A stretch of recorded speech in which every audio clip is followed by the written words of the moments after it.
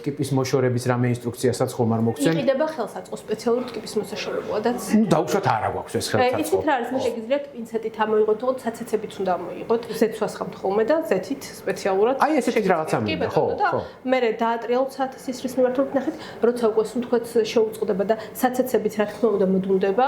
როგორ მიხვდეთ ახლა ტკიპს? არა, ნახეთ ცოტა ხანი რომ, აი როგორ მიხვდეთ, ცოტა ხანი რომ დააწვეთებ, დაინახოთ ზეთი, ხო, ჩვეულებრივი საკვები ზეთი, ხო? ყოფილა ესეთი შემთხვევა, რომ აი პაციენტის პატრონს უთქვია ეგეც, რომ დავაწვეთეთ დაუშვათ ყურის ლოსიონი, აუცილებლად სეირნობის შემდეგ კარგად უნდა დავათვალიეროთ, განსაკუთრებით ისეთ ადგილზე, რაც ერთი შეხედვით არ ჩანს, ეს არის თათებს შორის, კუდის ქვემოთ, ყურებთან, ყურის ნიჟარაში, თუ კი ადრე მიხვალ სახლში, ადვილად ამოიღებ უფრო, თუ არა და უნდა ეცადოთ, რომ დაატრიალოთ საათის ისრის მიმართულებით და ამოიღოთ, თუ არა და ვეტერინართან უნდა მიიყვანოთ, აუცილებლად რომ საცეცები არ ჩარჩეს. თუ ჩარჩა რა შეიძლება ამ შემთხვევაში?